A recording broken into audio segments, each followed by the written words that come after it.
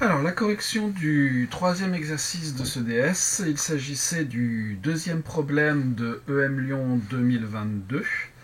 Donc un problème assez long, avec des parties différentes, que je trouve quand même assez intéressant, et pour lequel je n'ai pas trouvé de correction en fait.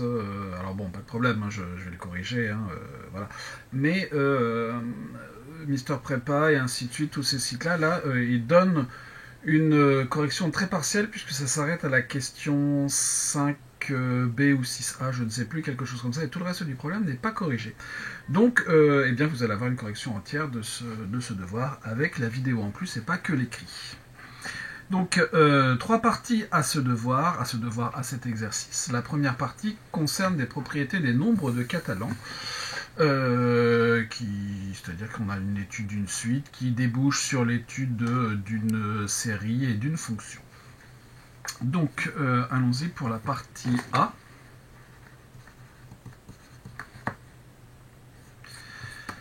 Alors, cette première partie, première question, calculer C0, C1, C2, on nous donne les définitions de ces nombres-là. Bon, bah, allons-y, hein. C0, c'est donc 1 sur 0 plus 1, 0 parmi 0, c'est-à-dire 0 parmi 0, c'est égal à 1. 1 multiplié par 1, ça nous fait 1. Ensuite, C1, nous avons 1 sur 1 plus 1, 1 parmi 2, c'est-à-dire 1 demi. 1 parmi 2, 1 parmi n'importe quoi, ça fait le n'importe quoi en question, fois 2, c'est-à-dire 1 aussi.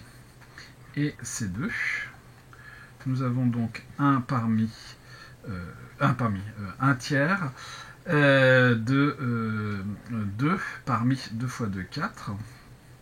Donc là, 2 parmi 4. Alors on peut connaître une formule pour calculer les 2 parmi, mais on peut aussi se rappeler un petit coup de triangle de Pascal. Donc vous avez 1, 1, 1, 2, 1. Donc ça c'est pour n égale 2. N égale 3, vous avez 1, 3, 3, 1. Et n égale 4. 1, 4, 6, 4. 1. Donc 2 parmi 2 parmi 4, ça nous fait 6. 6 sur 3, ça nous fait 2.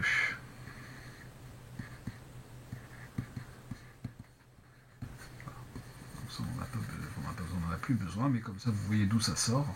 Je ne les ai pas sortis de mon chapeau. Donc C0 égale 1, C1 égale 1, C2 égale 2. Voilà pour cette première question toute bête, qui je l'espère sera bien réussie. Deuxième question, pas de grande difficulté non plus. Montrez que pour tout n, Cn est égal à n parmi 2n moins n plus 1 parmi 2n. Bon. Je vous propose de partir du côté droit de l'égalité, donc soit n appartenant à n parmi 2n moins n plus 1 parmi 2n, donc on va avoir factoriel de 2n. Est-ce que je vais faire ça comme ça? Je ne sais pas si c'est bien utile, donc sur factoriel n, 2n moins n, ça nous fait du factoriel de n encore, moins factoriel de 2n sur factoriel de n plus 1, et 2n moins n plus 1, ça nous fait ici factoriel de n moins 1. Bon. Donc ce premier morceau, je n'y touche pas, c'est pour ça que je me posais tout à l'heure la question de la pertinence de l'écrire comme ça. Moins. Alors ici, je vais multiplier, je vais sortir un 1 sur n plus 1. Et puis, je vais multiplier par n ici, donc je vais avoir du n sur n plus 1, factoriel de 2n sur factoriel n au carré. Alors, en fait, ce que j'ai multiplié, le n plus 1, ça c'est factoriel n multiplié par n plus 1. Et là, celui-là, si je le multiplie par n, je multiplie aussi le numérateur par factoriel de n. Et donc là, tout ça, ça me donnera, je le multiplie juste par n, pardon, et donc ça me donnera factoriel de n. Et donc, finalement, j'ai 1 moins n sur n plus 1, multiplié par n parmi 2n, et là on se rend compte que je n'avais pas du tout besoin d'écrire l'expression du coefficient binomial, Et donc si je mets au même dénominateur, je vais trouver n plus 1 moins n, ce qui va me faire 1 sur n plus 1, n parmi 2n, et je reconnais ici Cn. Conclusion,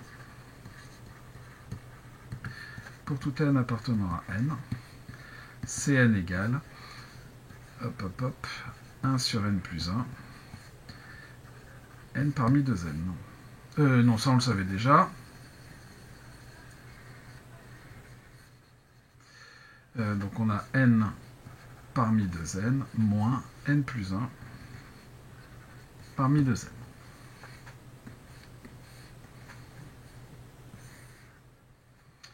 Et voilà pour cette question. Question suivante. 2b. En déduire que pour tout entier naturel n, Cn appartient à n étoiles. Donc là, il y a 3 choses à démontrer. D'abord, la question précédente nous permet de dire assez facilement que Cn est un entier, éventuellement relatif. Soit n appartenant à n. Vous avez n parmi 2n et n plus 1 parmi 2n qui sont des entiers.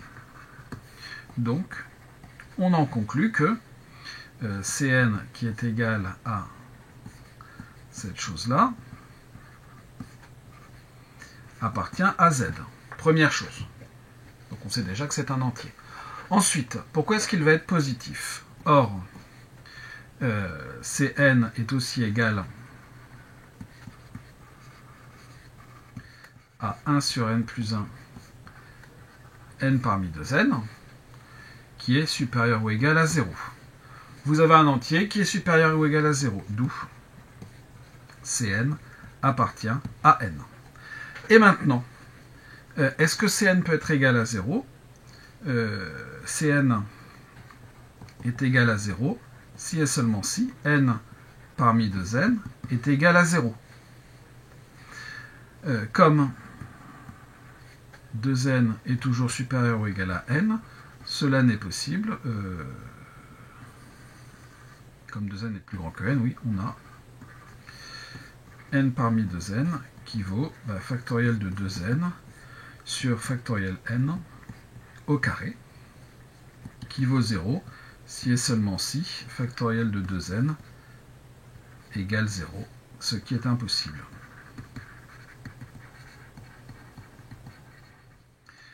Donc, Cn est différent de 0. Par conséquent, Cn est dans n étoiles. Alors, je vais mettre on va quand même quantifier, ça sera beaucoup plus propre.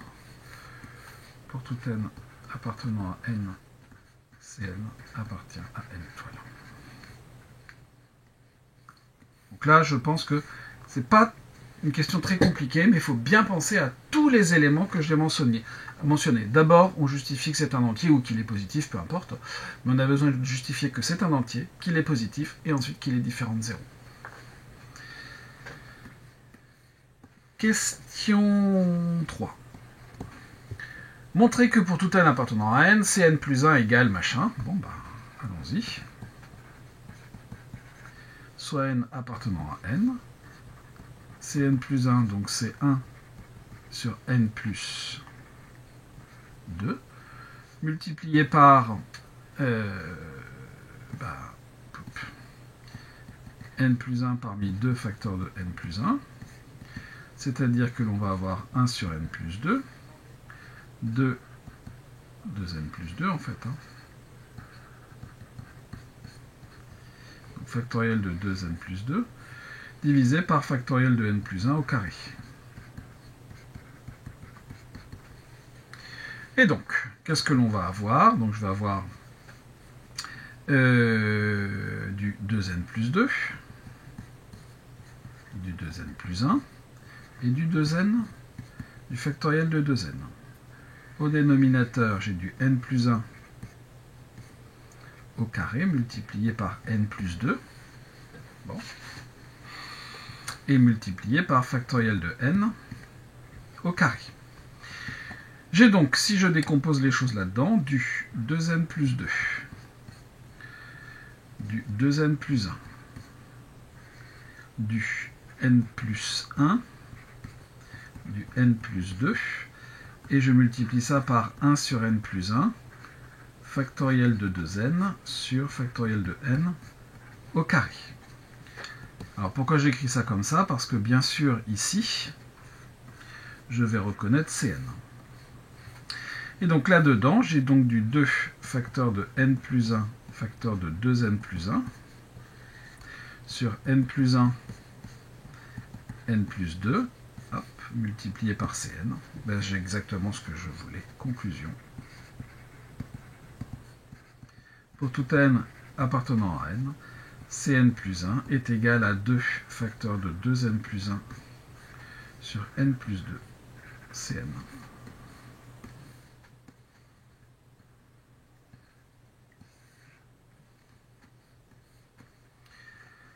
Question 4. Écrire une fonction en Python. Alors là, je vais vous proposer plusieurs possibilités. Méthode 1. La méthode la plus simple à écrire, c'est une fonction récursive. Fonction récursive, je vous rappelle que c'est une fonction en fait qui va s'appeler elle-même. Ici, on ne va faire que des calculs pas compliqués en fait, hein. Et donc on n'a pas besoin d'importer une quelconque bibliothèque. Donc def catalan de n. Si jamais f vaut 0, dans ce cas-là, je renvoie C0 qui vaut 1. Sinon, on n'est même pas obligé de mettre le else. Donc je ne le mets même pas. Alors je peux l'écrire, hein, c'est pas interdit de le mettre, mais en fait on peut s'en passer. Pourquoi? Parce que si jamais n ne vaut pas 0, on ne va pas rentrer dans le if, on va aller directement à ce qui suit. Et si jamais n vaut 0, on rentre dans la boucle et on sort directement. Et donc sinon, je vais renvoyer eh bien, ce 2 facteur de 2n plus 1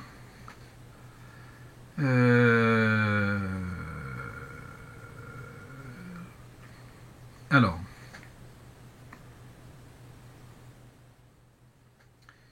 ça c'est pour calculer, donc ici, il y a quand même un petit calcul à faire. Hein. Pour calculer Cn, il faut que je fasse intervenir Cn-1, et donc vous avez Cn plus 1 qui est égal à 2 facteurs de 2n plus 1 sur n plus 2 Cn, donc Cn, ça sera 2 facteurs de 2n-1 plus 1 sur n-1 plus 2 Cn-1, c'est-à-dire 2 facteurs de 2n moins 2 plus 1, donc de 2n moins 1, sur n plus 1, c'est n moins 1. Donc ici, c'est ça que je vais renvoyer. Donc 2 fois 2 fois n moins 1 sur n plus 1, tout ça multiplié par catalan de n-1. Donc ça, c'est une première méthode. Deuxième méthode, une méthode dite itérative, c'est-à-dire avec une boucle.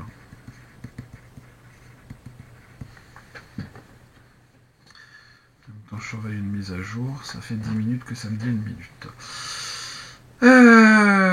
Donc, def catalan de n. Bon. Au départ, bah, C va être égal à 1. Ensuite, je vais avoir un for K in range.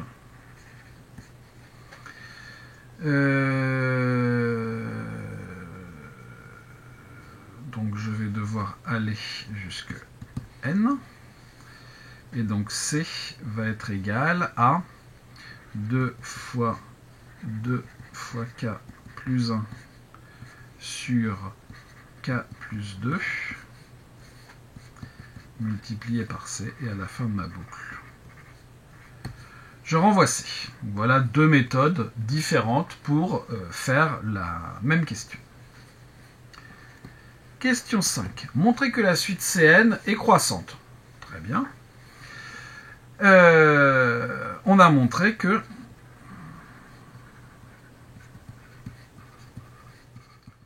tout n appartenant à n, Cn est dans n étoiles. Donc, pour tout n appartenant à n, Cn est différent de 0. Ça va être intéressant parce que je vais pouvoir, pour une fois, diviser Cn plus 1 par Cn. Et de plus, pour tout n appartenant à n, Cn est positif. Bon, donc je me donne un entier n. Et je vais m'intéresser à Cn plus 1 sur Cn, qui sera égal à 2, en fait à 4 n plus 2 sur n plus 2. Ça c'est clairement supérieur ou égal à 1. Parce que 4n plus 2, c'est n plus 2 plus 3n, supérieur ou égal à n plus 2. Conclusion. La suite Cn est croissante. C'est une méthode qu'on n'utilise pas souvent. On aurait pu faire du Cn plus 1 moins Cn, ça fonctionnait aussi. Mais là, on a tous les éléments pour faire du Cn plus 1 sur Cn. Donc autant le faire. Question 5b. Montrer par l'absurde que Cn diverge vers plus l'infini. Bon. Si elle diverge vers plus l'infini, c'est qu'elle n'est pas majorée. Donc on va supposer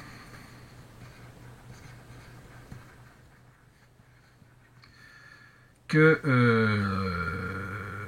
alors, est-ce qu'on va faire... non, supposons que Cn converge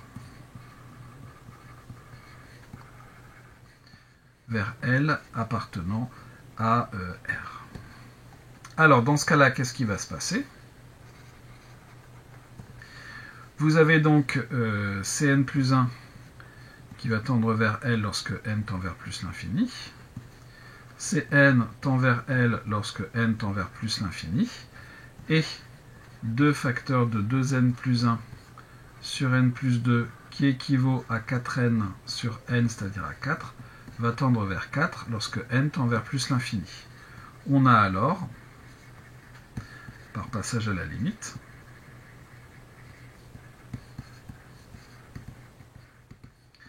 L est égal à 4L.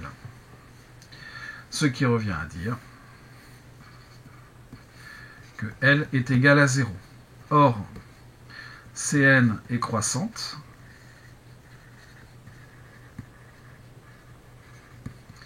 Et C0 est égal à 1. Donc, pour tout n appartenant à n, Cn est supérieur ou égal à 1. Donc L supérieur ou égal à 1, ce qui est contradictoire.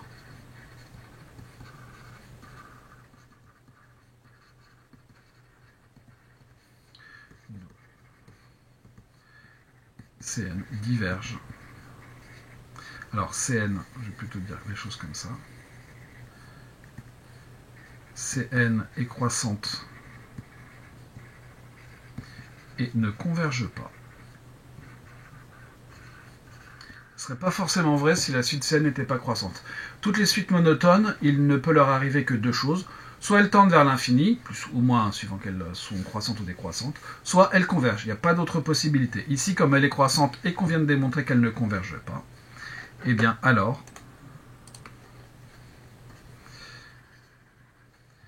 Cn diverge vers plus l'infini.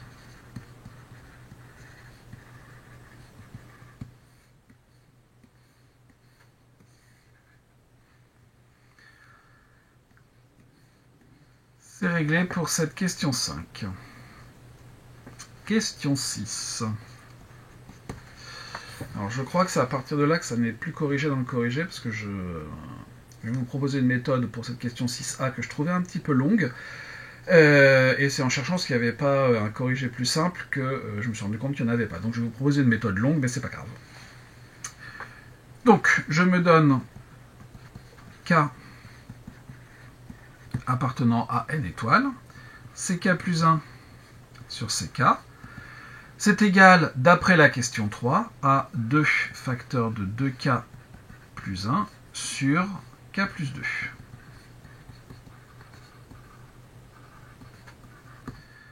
D'après la question 3. Alors il y aura peut-être d'autres moyens de faire, mais en tout cas c'est le moyen que j'ai trouvé le plus simple. Étudions de la fonction qui, alors la fonction, il y a déjà fg, je vais l'appeler phi par exemple, qui à x associe 2 facteurs de 2x plus 1 sur x plus 2 moins le morceau qu'on nous donne à gauche, c'est-à-dire 4 facteurs de x plus 1 sur x plus 2 à la puissance 3 demi, défini sur R+. On pourrait même prendre R plus étoile, mais R+, ça nous suffira bien. Phi est dérivable sur R+, en tant que quotient composé différence de fonctions qui le sont.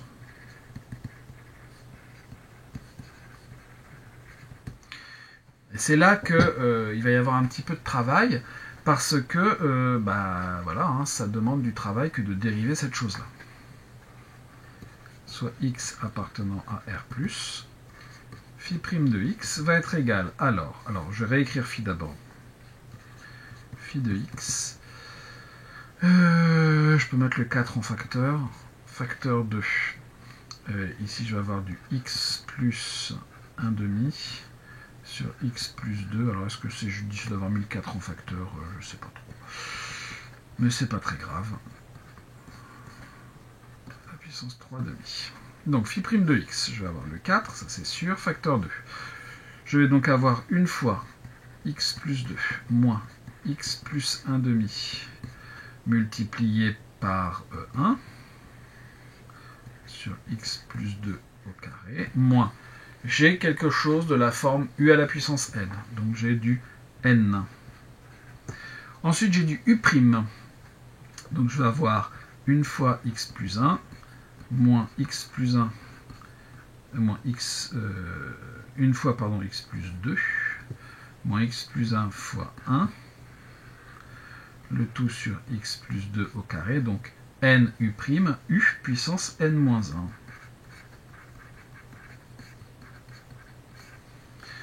Ça n'a pas l'air sympathique vu comme ça, mais à mon avis les choses vont s'arranger. On a du x plus 2 au carré, du x plus 2 au carré, ça devrait assez bien se passer. Donc ici je vais avoir du x plus 2 moins x moins 1 demi sur x plus 2 au carré, moins 3 demi, x plus 2 moins x moins 1 sur x plus 2 au carré, x plus 1 sur x plus 2 à la puissance 1 demi.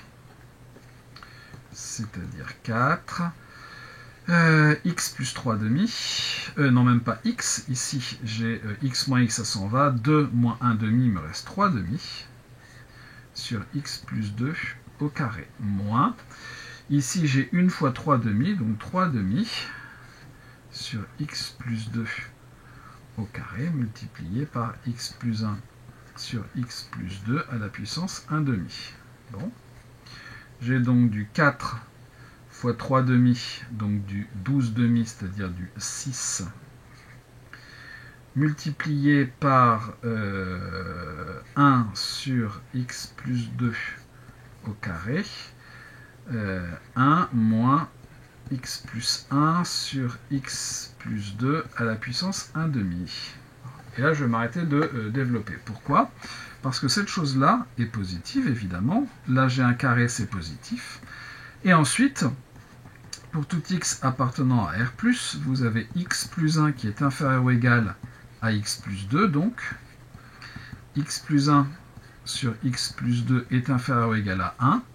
Et donc, la racine de x plus 1 sur x plus 2 est aussi inférieur ou égal à 1, d'où 1 moins x plus 1 sur x plus 2 à la puissance 1 demi est toujours positif. Conclusion, phi est croissante sur R+.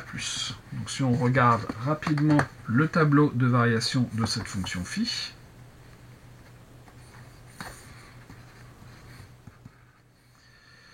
hop, on a une fonction qui est croissante.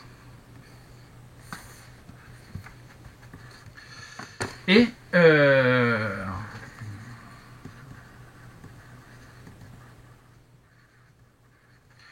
ce qui nous intéresserait surtout, c'est de connaître sa limite en plus l'infini, puisque nous, notre objectif, ça serait plutôt de montrer que phi est toujours négative, d'après ce qu'on a choisi ici comme étant phi.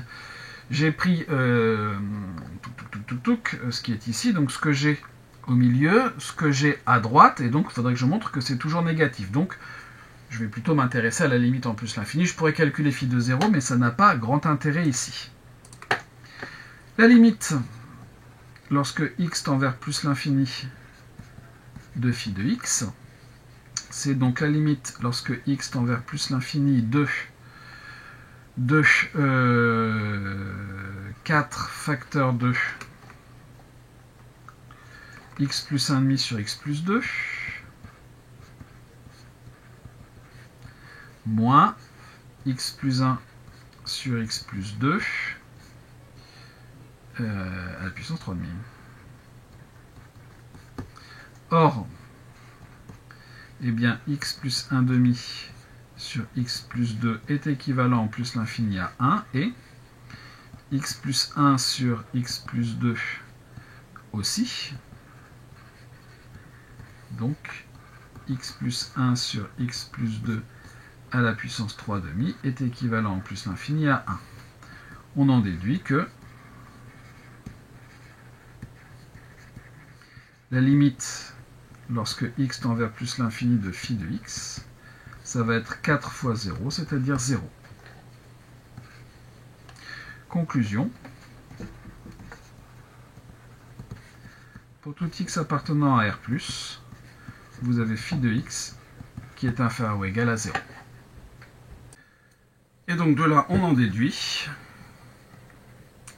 ce que l'on voulait. À savoir que pour tout k appartenant à n étoile, eh bien vous avez ck plus 1 sur ck qui va être inférieur ou égal à 4, k plus 1 sur k plus 2 à la puissance 3,5. Bon. Vous voyez que pour cette moitié en fait de la question, pour cette moitié de l'encadrement, on a déjà passé un petit moment et on n'a pas terminé. Alors, si on essaye d'appliquer la même méthode pour l'autre partie de l'encadrement, eh bien, j'ai essayé, hein. Ça ne fonctionne pas, on arrive dans une impasse, on arrive à une expression pour laquelle on ne sait pas donner le signe. Bon. Après, on a aussi du mal à montrer directement que ck plus 1 sur ck est plus grand que le 4 machin, donc on va avoir une petite partie d'analyse du problème, et on va se ramener à une équation en fait qu'on saura très bien gérer. Donc pour l'autre partie, je prends k appartenant à n étoile, et je dis que 4 facteur de k sur k plus 1 à la puissance 3,5 est inférieur ou égal à ck plus 1 sur ck. Ça revient à dire que k sur k plus 1 à la puissance 3,5 inférieur ou égal à, je vais utiliser là pour le coup la même idée qu'au-dessus, 4 facteur de k plus 1,5 sur k plus 2. Bon, les 4, j'ai oublié un 4 ici. On peut ne pas s'occuper des 4. Donc on va avoir du k sur k plus 1 à la puissance 3,5 inférieur ou égal à k plus 1,5 sur k plus 2. Et puis, pour comparer des nombres, en fait, comme ils sont positifs, je peux comparer leur carré. C'est-à-dire que ça va revenir à k sur k plus 1 au cube inférieur ou égal à k plus 1,5 sur k plus 2 au carré, car les deux nombres sont positifs.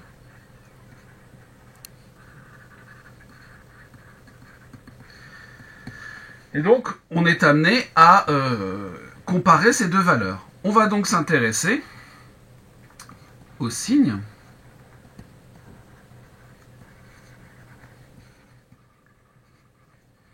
de k sur k plus 1 au cube moins k plus 1 demi sur k plus 2 au carré. Bon, bah ça c'est k cube sur k plus 1 au cube moins k plus 1 demi au carré sur k plus 2 au carré. Je vais mettre au même dénominateur. De toute façon, pour chercher un signe, il n'y a pas 50 façons de faire. Donc si je mets ça au même dénominateur, je vais avoir du k cube facteur de k plus 2 au carré moins k plus 1 au cube, k plus 1 demi au carré. Le tout sur mon dénominateur. Et cette quantité-là, comme j'ai encore pas mal de travail, je pense, je ne vais pas m'intéresser au dénominateur qui est positif, qui est du même signe que son numérateur. Je vais donc m'intéresser maintenant à k cube facteur de k plus 2 au carré moins k plus 1 au cube, k plus 1 demi au carré. Et là j'ai l'identité remarquable à gogo.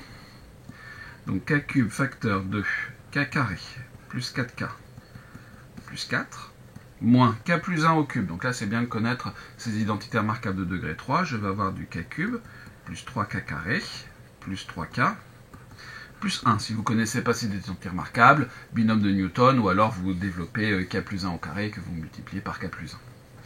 K plus 1 au carré, celle-là, j'ose espérer que c'est bon pour tout le monde, donc on va avoir du k carré, plus 2 fois 1 demi fois k, donc plus k, plus 1 demi au carré, ce qui nous fait un quart.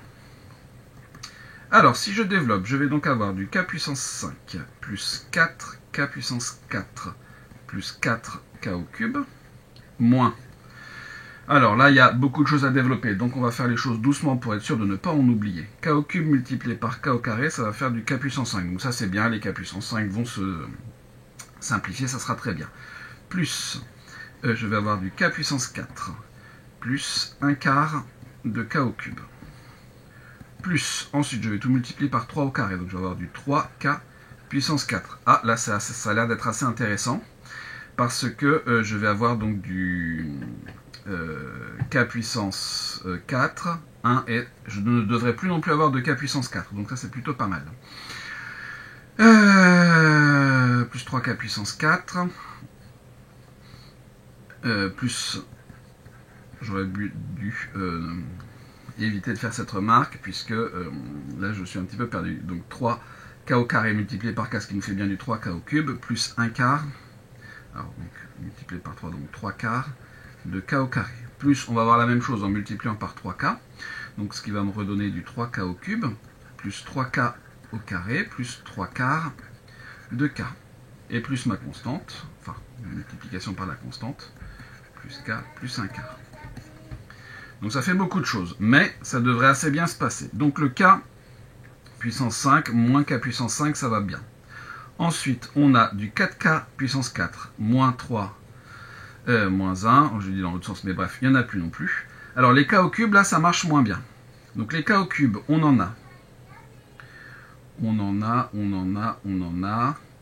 6 et 1 quart. Donc on a 4 moins 6 moins 1 quart, donc moins 2 plus 1 quart, multiplié par k au cube. Je pourrais calculer cette somme un tout petit peu plus tard. Donc les k au cube, ça c'est réglé. Donc là j'ai géré le k au cube et les 6 k au cube qui sont là. Ensuite, qu'est-ce que l'on a? On a les k au carré. K au carré, ben, j'en ai pas dans la première partie, donc je vais en avoir moins quelque chose. Les k au carré, j'en ai donc 3 quarts là. J'en ai 3 ici. Et j'en ai encore un ici, donc plus 4. Donc là, j'ai réglé les 3 quarts qui étaient là, les 3 qui étaient là et le 1 qui est là. Ensuite, les k, ben, j'en ai pas dans la première partie, j'en ai que dans la deuxième partie. Donc je vais avoir 3 quarts de k plus 1. Multiplié par k, et puis ben, à la fin, j'ai le moins 1 quart. Donc là, hop, hein, j'ai fait les k ici et là. Et puis le 1 quart qui est tout seul là. C'est bon, j'ai oublié personne. Et ça, ben, comme k est supérieur ou égal, enfin supérieur strictement à 0 même, c'est négatif. Car k est dans n étoiles. Conclusion.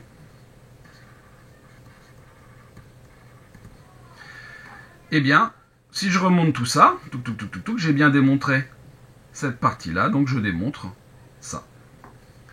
Pour tout k appartenant à n étoiles, vous avez le 4 facteur de k sur k plus 1 à la puissance 3 demi, qui est plus petit que ck plus 1 sur ck, qui est plus petit... hop, je vais juste montrer ça pour le moment.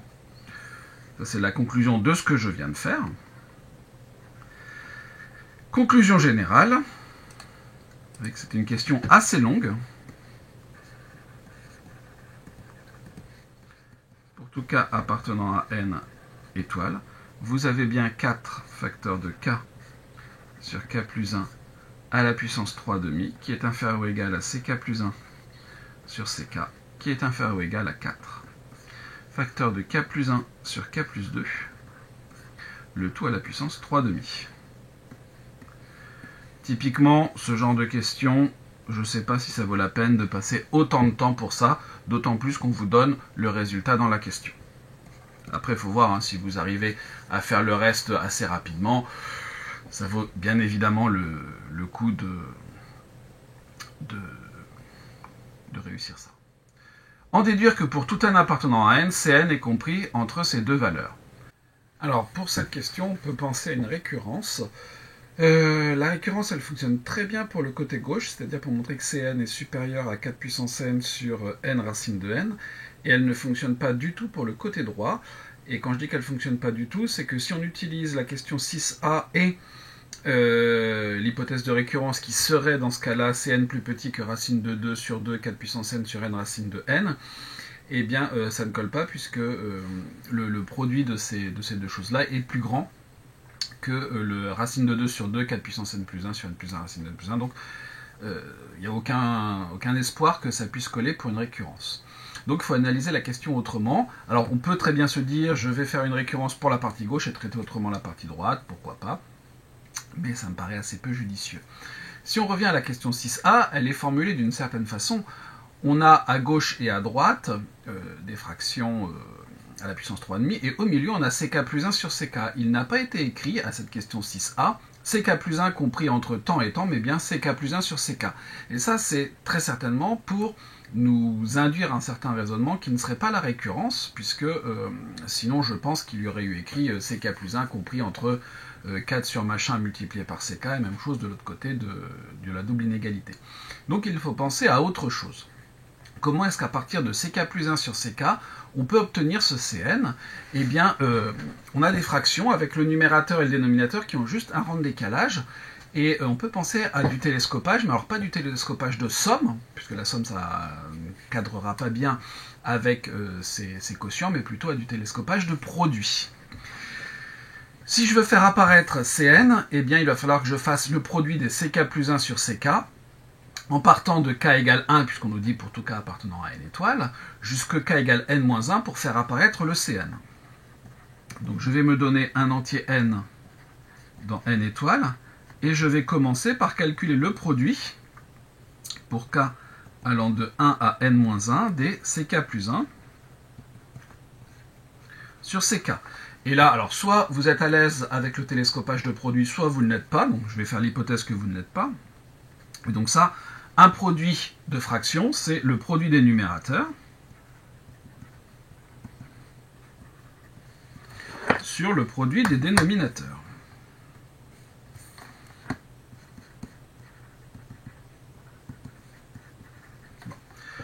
Et là, évidemment, je vais faire un changement d'indice. Alors, j'ai marqué ck-1, mais c'est ck plus 1. Je vais faire un changement d'indice au numérateur. Je vais dire que c'est le produit pour i allant de 2 à n des ci, divisé par le produit pour k allant de 1 à n-1 des ck.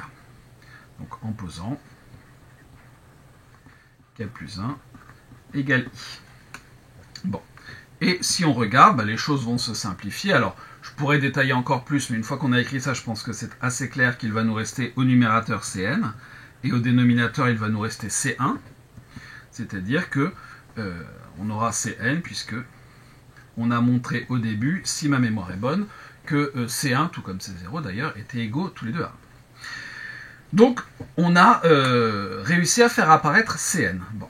Je vais calculer maintenant le produit de ce que j'ai à gauche, c'est-à-dire le même produit pour k allant de 1 à n-1 des 4, multiplié par k sur, alors ça, oui, si c'est bien k, sur k plus 1 à la puissance 3,5. Bon. J'ai n-1 terme dans mon produit, donc ce qui va me générer ici un 4 à la puissance n-1. Et puis pareil, j'ai le produit pour k allant de 1 à n-1 des k puissance 3,5 qui va être divisé par un produit pour k allant de 1 à n-1 là aussi des k plus 1 à la puissance 3,5. Bon. Même astuce qu'au-dessus, je vais donc faire un petit changement d'indice. Alors pas au numérateur cette fois, mais je vais le faire au dénominateur. Donc i va aller de 2 à n, des i puissance 3,5. Qu'est-ce qu'il va me rester? Au numérateur, donc il va me rester déjà mon 4, ça c'est sûr. Au numérateur, il n'y a que le k égale 1 qui ne va pas se simplifier, donc je vais avoir 1. Et au dénominateur, je vais avoir le dernier qui ne va pas se simplifier, c'est-à-dire le n à la puissance 3,5. Et j'obtiens 4 puissance n-1 multiplié par 1 sur n racine de n, puisque c'est ça qui nous fait la puissance 3,5. Alors vous allez me dire, oui, mais c'est du 4 puissance n. C'est du 4 puissance n, c'est vrai, mais il est multiplié par 1/4. Et donc ça, je peux le réécrire comme 1/4 multiplié par 4 à la puissance n sur n racine de n. J'ai la partie gauche de mon encadrement qui est prête. Maintenant, on va regarder la partie droite. Toutes les chances que ça se passe bien aussi.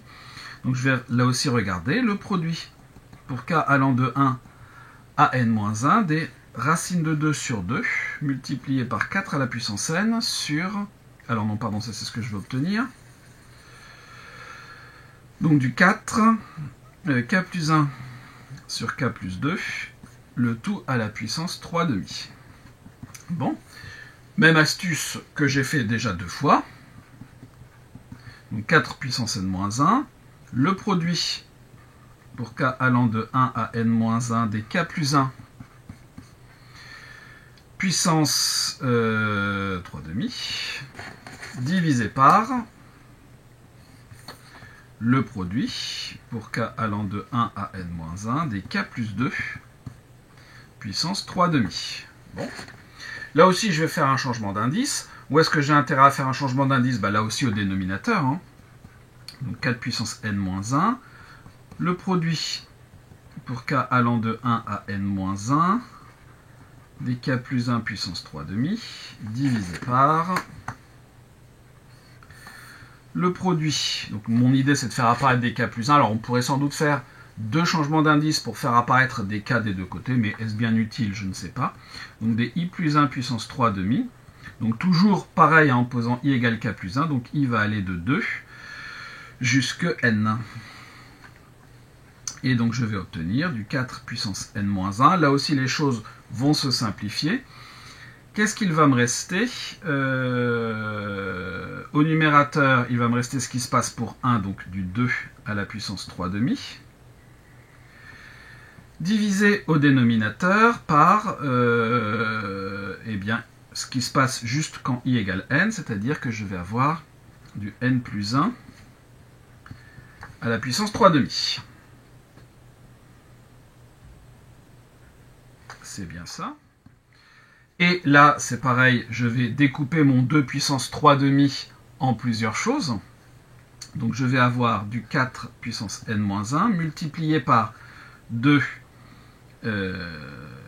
au carré, multiplié par racine de 2 sur 2, donc le produit qui est ici, ça me fait du 2 à la puissance 3,5 en tout. Alors pourquoi je l'ai écrit comme ça? c'est tout simplement pour faire apparaître un 4 qui va coller avec le reste, pour avoir ce qu'il faut, du 4 puissance n, divisé donc par n plus 1 à la puissance 3 demi. C'est-à-dire que vous avez du racine de 2 sur 2 multiplié par 4 puissance n multiplié par 1 sur n plus 1 à la puissance 3 demi. Vous allez me dire, on veut du n, et vous avez raison. Mais vous avez forcément n qui est inférieur ou égal à n plus 1. Vous avez la fonction qui a x associe x puissance 3 demi qui est croissante, donc n à la puissance 3 demi est supérieur à n plus 1 à la puissance 3 demi par croissance de la fonction qui a x associe x puissance 3 demi, et par inverse, vous avez 1 sur n plus 1 puissance 3 demi qui va donc être inférieur à 1 sur n puissance 3 demi.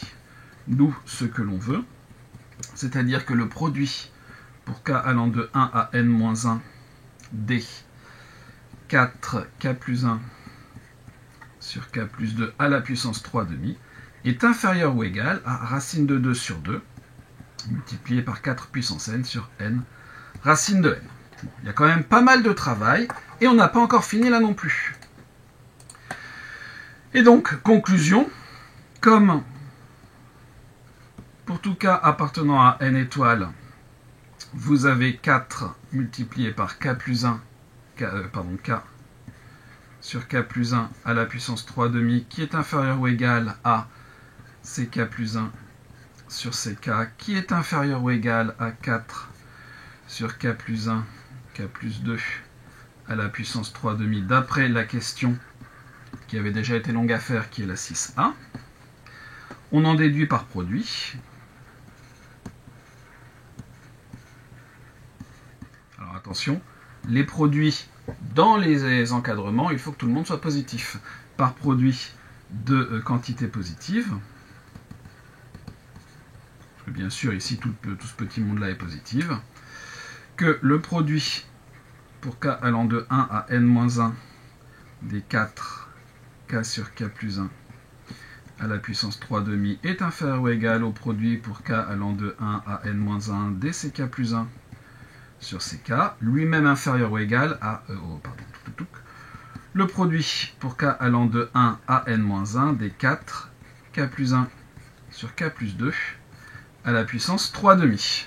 Et donc, conclusion, d'après tout ce que l'on a dit, pour tout n appartenant à n étoiles, vous avez un quart multiplié par 4 puissance n sur n racine de n, plus petit ou égal que cn, plus petit ou égal que racine de 2 sur 2, 4 puissance n sur n racine de n.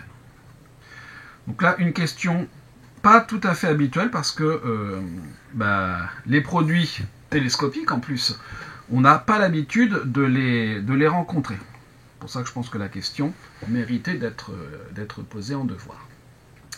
C'est pas simple de voir qu'il faut faire du produit télescopique. Ça demande un petit peu de maîtrise du sujet et surtout d'avoir plusieurs méthodes et des moyens de voir ce que l'on peut faire. Les sommes télescopiques, ça arrive relativement fréquemment, les produits un petit peu moins, et on les repère lorsque on a des produits des quotients comme c'était le cas ici à la question 6a. Bref, on peut passer à la question 7. Donc question 7, montrer que pour tout n appartenant à n, Tn égale n sur 2 Sn. Ça, c'est une question qui va sans doute nous reposer, entre guillemets, un petit peu plus. Je me donne un entier n, et je vais calculer ce que c'est tout simplement que Tn. Tn, c'est donc la somme pour k allant de 0 à n, des k, c'est k, c'est n moins k. Et là, très gentiment, on nous dit qu'on pourra effectuer un changement d'indice. Posons i égale n-k. Et donc Tn, ça sera la somme pour i allant de 0 à n, des k qui seront donc k est égal à n-i. Donc on aura les n-i, c'est n-i et c'est i. c'est-à-dire linéarité de la somme. La somme pour i allant de 0 à n des n, c'est i, c'est n moins i, moins la somme pour i allant de 0 à n des i, c'est n moins i. Et là, je reconnais évidemment Tn qui est ici. Et ici, je reconnais par linéarité là aussi. Donc des n, c'est n moins i, moins la somme pour i allant de 0 à n des i, c'est n moins i. Pour ceux qui ne verraient pas bien les choses, l'indice étant muet, vous l'appelez k à la place de i, et vous reconnaissez immédiatement la formule de Cn, la formule de Tn. Est égal donc à n Sn moins Tn. Conclusion, on a donc Tn qui est égal à n Sn moins Tn, d'où 2Tn est égal à n Sn, et la conclusion arrive d'elle-même. Pour tout n appartenant à n, Tn est égal à n sur 2 Sn. Question qui nous repose un petit peu après l'épreuve, entre guillemets, de la question 6. Passons à la question B. Montrez à l'aide de la question 3 que pour tout n, Tn plus 1 plus Sn plus 1 égale Cn plus 1 plus 4Tn plus 2Sn. Très bien. La question 3, c'est laquelle? C'est la question où on nous dit que Cn plus 1, c'est 2 facteurs de 2n plus 1 sur n plus 2, Cn. Très bien. Je me donne n. Donc on va calculer Tn plus 1 plus Sn plus 1.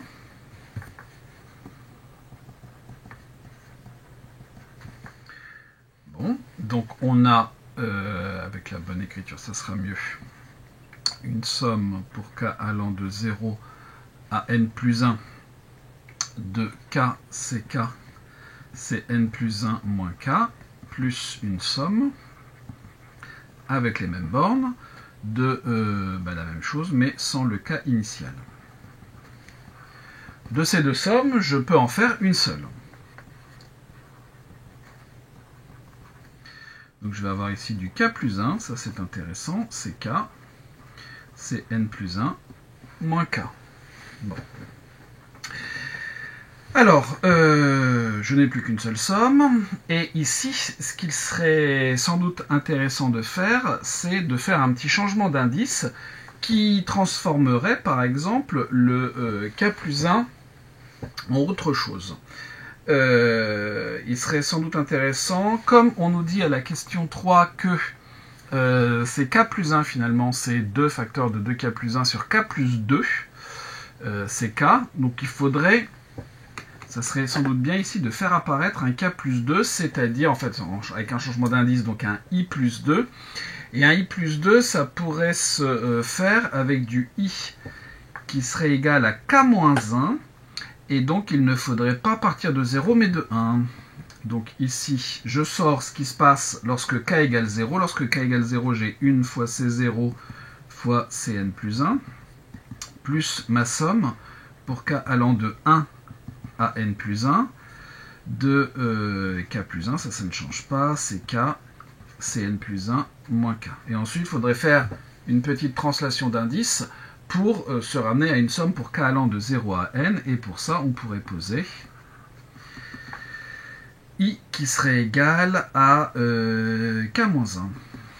Et donc, on aurait Cn plus 1, ça tombe bien puisque il me semble qu'on doit l'avoir dans la, c'est bien ça, plus si je fais mon changement d'indice, donc i va aller de 0 à n, donc ça c'est très bien. Ici, je vais avoir du i plus 2. A priori, ça ne m'arrange pas, mais au pire, je pourrais découper ça en i, et puis deux fois l'autre morceau. Alors, ici, si je fais du i égale k moins 1, j'ai k qui vaut i plus 1. Et ici, si je fais du... ça, je vais avoir du n plus 1 moins i plus 1. C'est-à-dire Cn plus 1, plus la somme pour i allant de 0 à n de i plus 2. On me dit d'utiliser la question 3, donc je vais le faire à ce moment-là. Donc je vais avoir du 2 facteur de 2i plus 1 sur i plus 2, ça c'est très bien, c'est i, plus, et ici si je fais le calcul, je vais avoir du Cn moins i. J'ai marqué plus, mais c'est multiplié par en fait. Hein.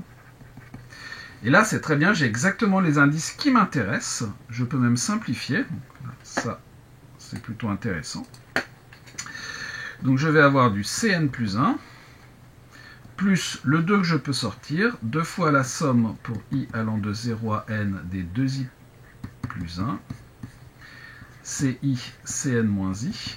Et là, je vais encore pouvoir éclater cette chose-là. Donc je vais avoir du Cn plus 1, plus 2 facteur 2.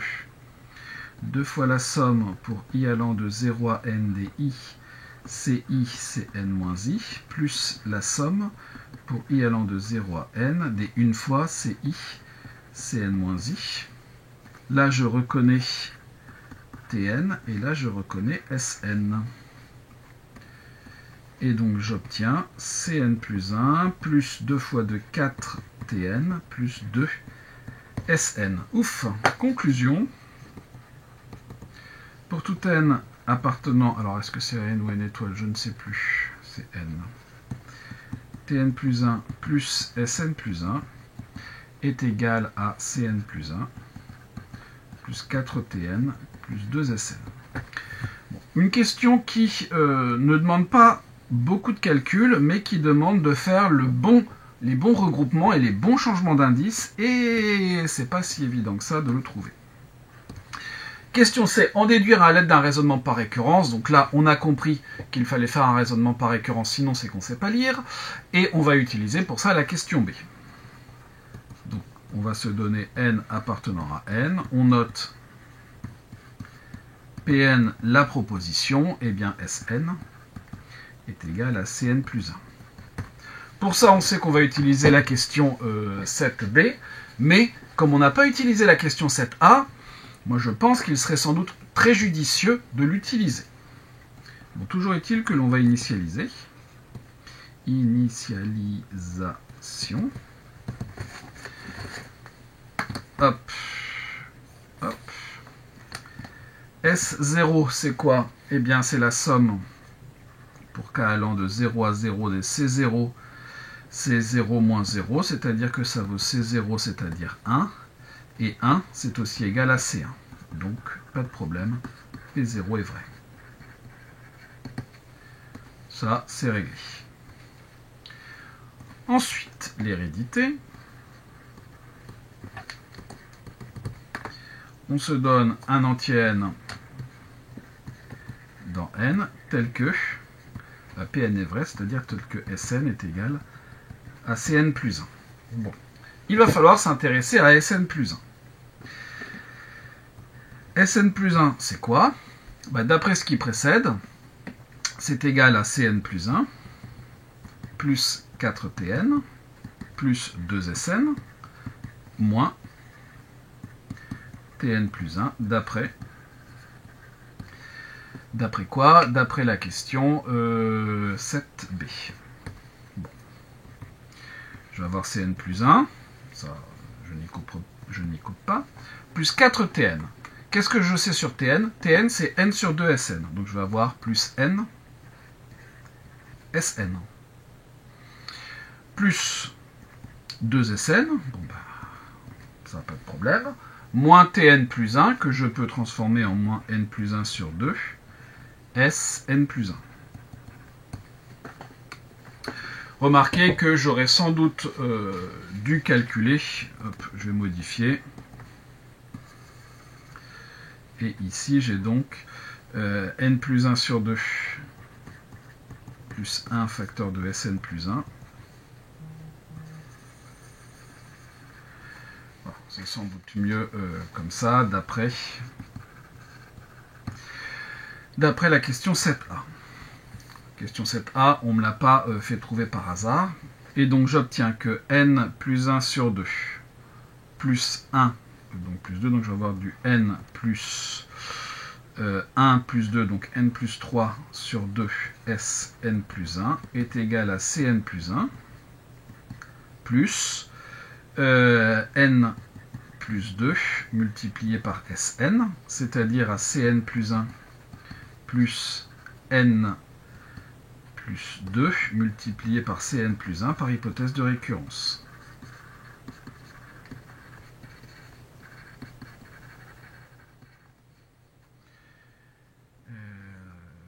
ça, c'est-à-dire que j'ai donc n plus 3 sur 2 Sn plus 1 qui est égal à n plus 3 multiplié par Cn plus 1. Ici c'est 2 NSN. Donc ici c'est 2n, ici c'est 2n, et ici c'est 2n plus 3. Et donc, Sn plus 1 est égal à 2 facteurs de 2n plus 3 sur n plus 3 Cn plus 1, c'est-à-dire 2 facteurs de 2n, 2 facteurs de n plus 1 plus 1 sur n plus 1 plus 1 Cn plus 1, et ça c'est égal à Cn plus 2 d'après la question 3. Donc, Pn plus 1 est vrai. Conclusion.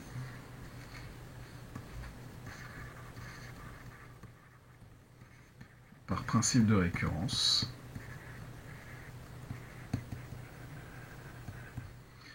pour tout n appartenant à n, Sn est égal à Cn plus 1.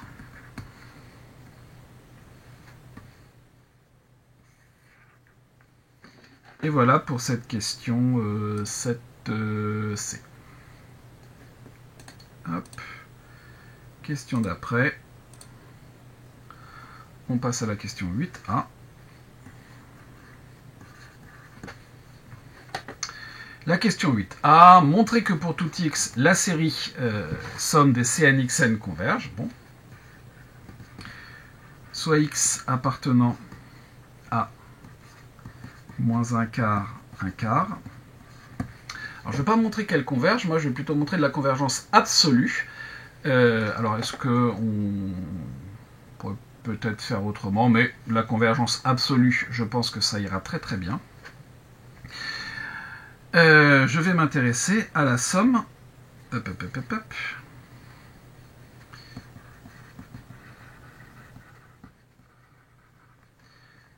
la somme des Cn x puissance n en valeur absolue, qui est la somme des Cn, puisque ce sont des réels strictement positifs, valeur absolue de x à la puissance n.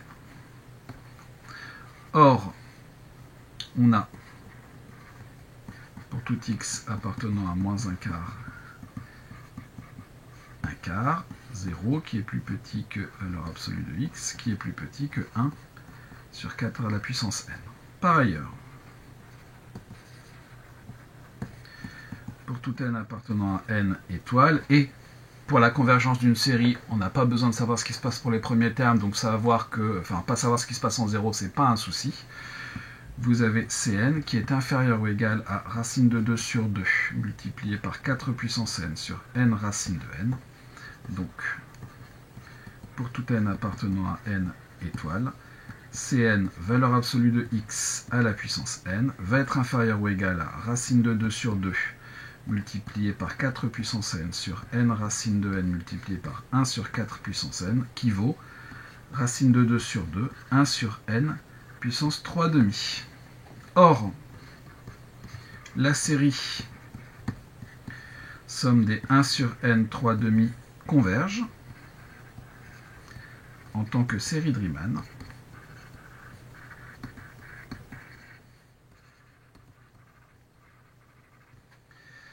puisque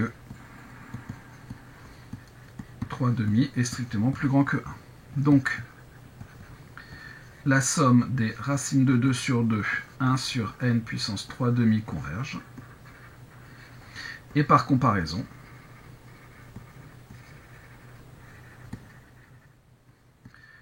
la somme des Cn, valeur absolue de x à la puissance n, converge.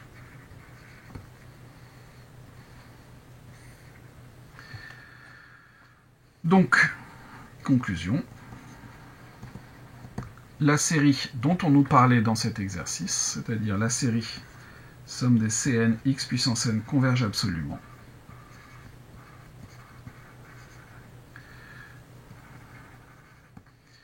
Pour tout x appartenant à moins un quart, cette série somme des Cn x puissance n converge.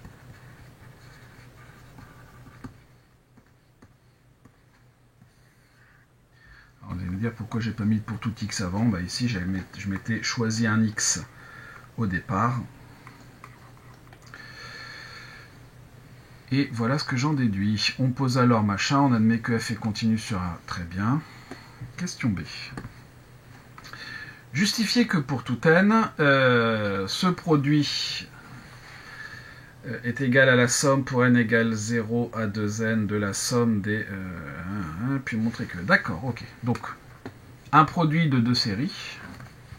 Donc, je vais m'intéresser ici à ce produit. Donc, la somme pour i... Alors, on me dit déjà soit x dans l'énoncé.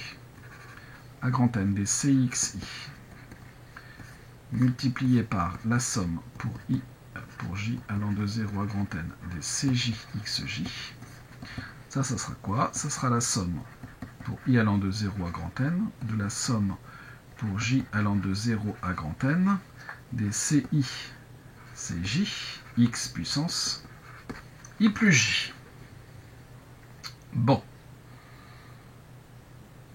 Très bien. Posons petit n est égal à i plus j. On remarque que n va être compris entre 0 et 2 grand N.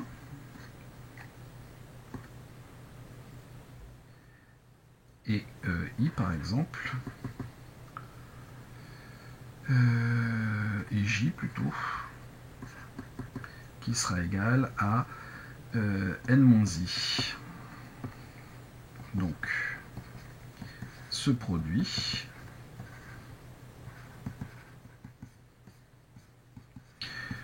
de deux sommes, ça sera la somme pour n allant de 0 à 2 grand N, de la somme pour j égale 0 à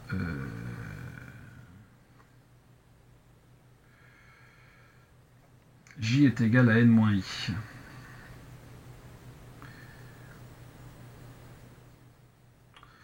Donc,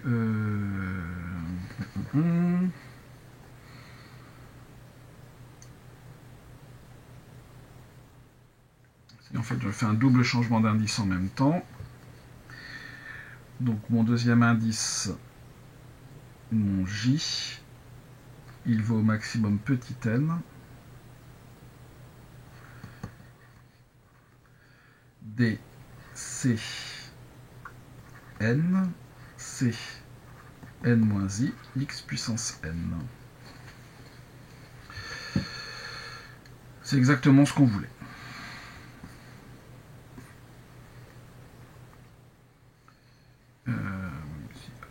Conclusion. Pour tout n appartenant à grand N, somme pour i allant de 0 à grand N des ci x puissance i, somme pour j allant de 0 à grand N des cj x puissance j est égale à la somme pour n allant de 0 à 2 grand N de la somme pour j allant de 0 à petit n des cn, cn-i. Le tout multiplié par x à la puissance n. Alors, dans le sujet original, c'était écrit après avoir remarqué que. Alors, ce genre de question, moi, c'est toujours un petit peu bizarre. C'est pour ça que je l'avais reformulé en justifié que. Parce qu'après avoir remarqué, on ne sait pas trop finalement s'il faut démontrer quelque chose ou pas. Bon. Puis montrer que f de x égale machin. Bon. La deuxième partie, elle, par contre, dans le sujet, elle ne posait pas de souci. Non pas soit f de x, mais soit x appartenant à moins un quart, f de x au carré. Alors, on nous définit ce que c'est que f de x au-dessus. C'est donc la somme pour n allant de 0 à plus l'infini des cn x puissance n au carré. Bon. Je vais donc poser un grand N appartenant à n. On a la somme pour n allant de 0 à grand N des Cn x puissance n au carré, qui donc est égale à la somme pour i allant de 0 à grand N des Ci x puissance i, multiplié par la somme pour j allant de 0 à grand N des Cj x puissance j, qui vaut donc la somme pour n allant de 0 à 2 grand N, de la somme pour k allant de 0 à petit n des ck, cn moins k, x puissance petit n, et d'après ce que l'on nous a dit, donc ici je vais avoir la somme pour n allant de 0 à 2 grand N, la deuxième somme ici en fait c'est une somme de ck, cn moins k, c'est Sn, de Sn, x à la puissance n. C'est donc la somme pour n allant de 0 à 2 grand N. Sn, on a démontré que c'était Cn plus 1. X puissance n. Voilà donc ce que l'on a démontré. Qu'est-ce qui se passe là-dedans? Pour n égale 0, je vais avoir ces 0.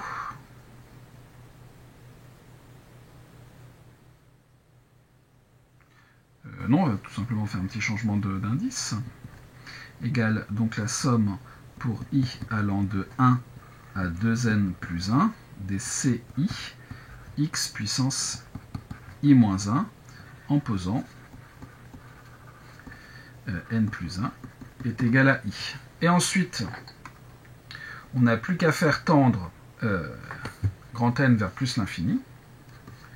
Donc, la limite, quand grand N tend vers plus l'infini de cette somme, des ci x puissance i moins 1, ça sera donc la somme pour n allant de 1 à plus l'infini des ci, j'ai marqué n, donc ça sera des cn, x puissance n moins 1. Et ça, d'un autre côté, ça sera f de x au carré. Conclusion. Pour tout x dans moins un quart, f de x au carré, ça sera donc bien la somme pour n allant de 1 à plus l'infini des cn x puissance n moins 1.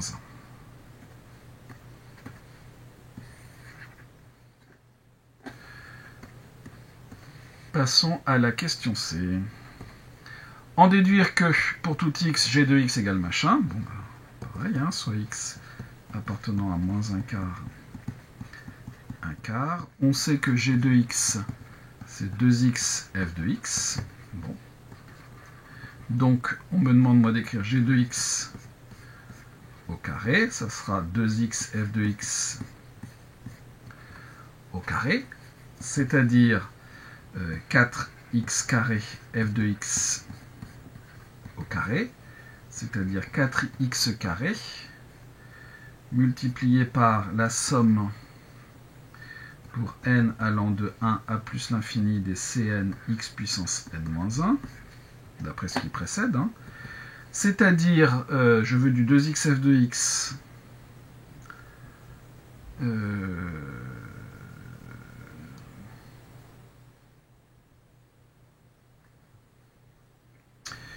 4x carré, multiplié par, alors 4x, on va faire ça comme ça, multiplié par la somme pour n allant de 1 à plus l'infini des cn x puissance n. Je vais faire entrer un x dedans. Et le problème de cette somme, c'est que ce n'est pas tout à fait g de x, puisqu'il me manque ce qui se passe pour 0, mais c'est pas grave. Ici, je vais donc dire que c'est du 4x f de x moins ce qui se passe pour 0, et en 0, j'ai quoi? J'ai C0, ben, c'est 0 tout seul, c'est-à-dire 1 en fait. C'est-à-dire 4x facteur de f de x moins 1. Et donc, je vais avoir 2 fois 2x f de x moins 4x, c'est-à-dire 2 fois g de x moins 4x. Conclusion. Pour tout x appartenant à moins 1 quart, g de x au carré est égal à 2g de x moins 4x.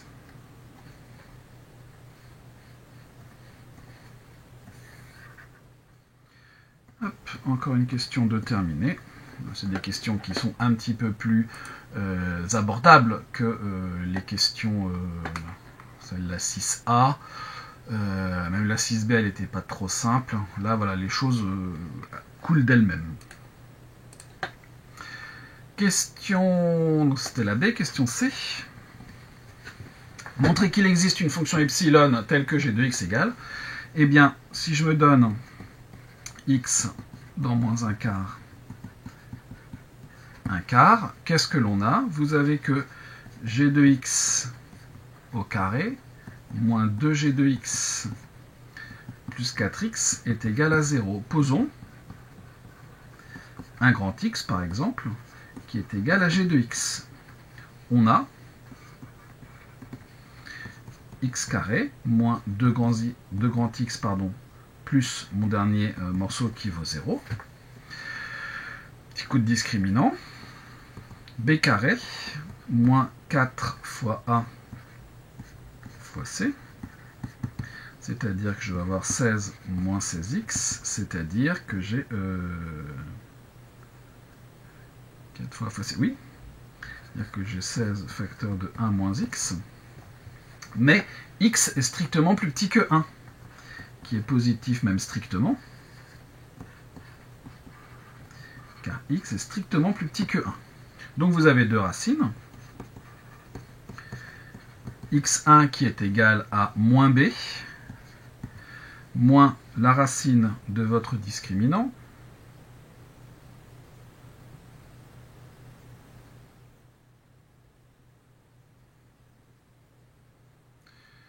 je devrais avoir du 1 moins 4x. Parce qu'ici, c'est pas 4 au carré, c'est 2 au carré. Donc je peux mettre juste 4. Et ici, ça va me faire 4x. Et donc qui est supérieur ou égal à 0, puisque x est inférieur ou égal à 1 quart. Mais ça marche quand même. Donc b moins racine de delta sur 2a. C'est-à-dire 2 moins 2 racine de 1 moins 4x sur 2, c'est-à-dire 1 moins racine de 1 moins 4x. Et vous avez x2 qui est égal à la même chose, donc qui va être égal à 1, mais à cause du changement de signe, plus 1 moins 4x. Donc finalement, conclusion partielle en tout cas de la question, d'où pour tout x appartenant à moins 1 quart, non, je vais pas mettre ça comme ça. Donc, g de x est égal à 1 moins 4x, ou g de x est égal à 1 plus 1 moins 4x. Et donc, ce plus 1 moins 1 qui est ici, va dépendre d'une certaine fonction epsilon. Donc, il existe une fonction epsilon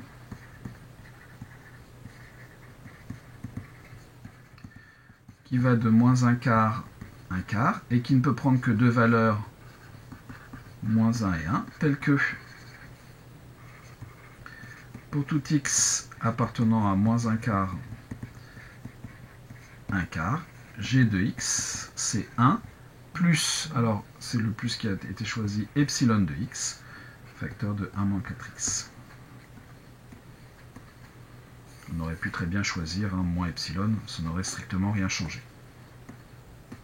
Mais autant respecter l'énoncé. Montrez ensuite que epsilon est continu sur moins 1 quart, pas de souci. Donc déjà, première chose, f et continue sur moins un quart, un quart. Alors pourquoi on le sait ça? Tout simplement parce que ça nous est dit dans la question, dans l'énoncé de la question 8a. On admet que f est continu. Ça c'est donné dans la question 8a. Ensuite, votre fonction g. La fonction g est également continue sur moins un quart, en tant que produit de telle fonction. Bon. Ensuite, je vais essayer d'exprimer epsilon en fonction de g. Je prends x dans moins un quart, eh bien, epsilon de x est égal à g de x moins 1 sur racine de 1 moins 4x. Donc, je prends x différent de 1 quart, justement parce que je vais diviser par quelque chose qui s'annule en 1 quart. Epsilon est donc continu sur moins un quart, en tant que quotient dont le dénominateur ne s'annule pas.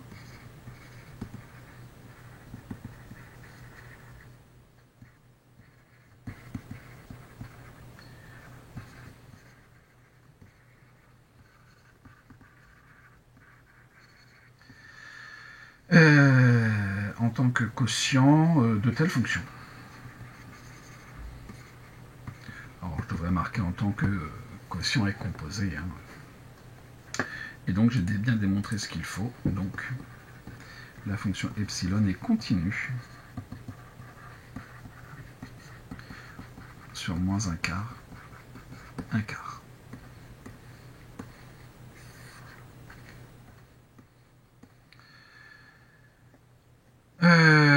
Question E, et on aura terminé cette première partie qui est assez longue, alors avec des questions simples et puis d'autres qui sont quand même un petit peu plus compliquées. En déduire que pour tout x, eh bien j'ai cette chose-là. Comme epsilon est continu, alors je vais plutôt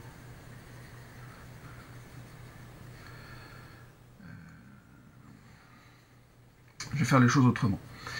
G de 0 égale à 2 fois 0 multiplié par f de 0 vaut donc 0. Très bien. Ensuite, vous avez 1 moins 4 fois 0 qui vaut 1 moins 1, c'est-à-dire 0, et 1 plus 1 moins 4x, moins 4 fois 0, qui vaut 1 plus 1 qui vaut 2. Donc, on en déduit que epsilon de 0 est égal à moins 1. Supposons qu'il existe une certaine valeur, qu'il existe A par exemple, qu'il existe x0, je vais plutôt le noter, appartenant à moins un quart, tel que epsilon de x0 soit égal à l'autre valeur 1. Comme epsilon est continu sur moins un quart, par le théorème des valeurs intermédiaires,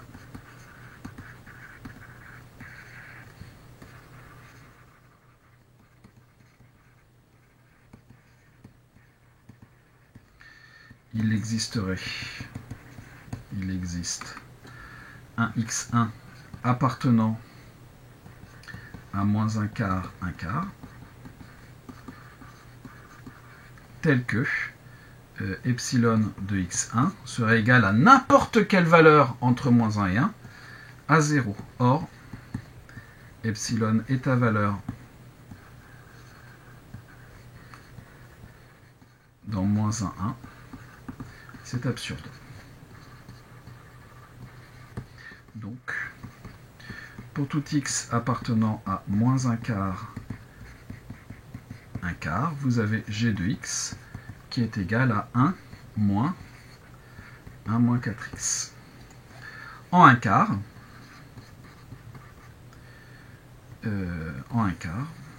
vous avez donc 1 moins 4 fois 1 quart qui est égal à 1 moins 0 qui est égal à 1 et 1 moins 1 plus moins 4 fois 1 quart qui est égal à 1. Donc en 1 quart ça marche aussi. Donc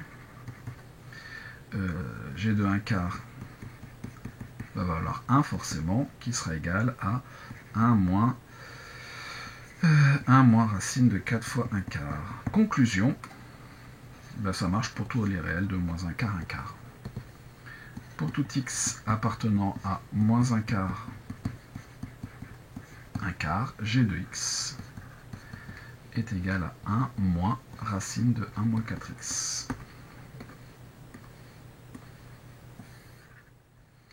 Et on a terminé cette première partie un petit peu longue et parfois un peu pénible.